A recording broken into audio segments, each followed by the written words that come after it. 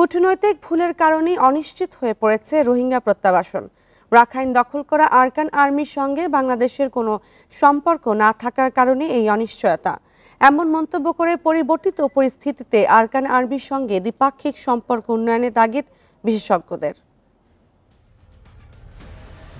মঙ্গলবার মিয়ানমারের মংডু এলাকা দখলে নেয় বিদ্রোহী গোষ্ঠী আরাকান আর্মি। এর ফলে বাংলাদেশের সঙ্গে মিয়ানমারের ২৭০ কিলোমিটার সীমানার পুরোটাই তাদের নিয়ন্ত্রণে।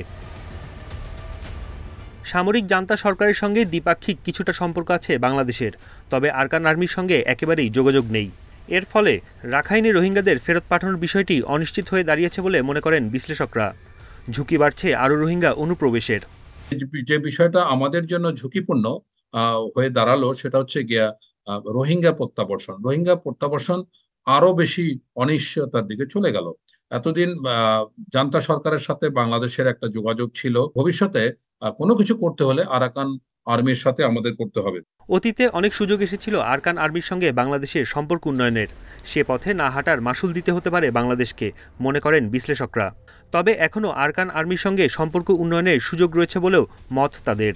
যেহেতু সম্পর্কটা ডেভেলপ করেনি আরাকান আর্মির সাথে, এখন কিন্তু আমাদের কথাও আরাকান আর্মি শুনতে বাধ্য নয় বা তাদের কাছে আমরা ওই দৃষ্টি পাবো না। সুতরাং সব দিক থেকে আপনি যদি বিবেচনা করে দেখেন যে আমরা প্রচন্ড ব্যাকফুটিং এ আছি। Better late than never. এখনো সময় আছে। আমার মনে হয় একটা কার্যকরী একটা পলিসি অ্যাডপ্ট করা উচিত। মিয়ানমারের সঙ্গে বাণিজ্যিক বিষয়ে বাংলাদেশের নতুন ভাবনার ক্ষেত্র তৈরি হয়েছে বলে মনে করছেন বিশ্লেষকরা।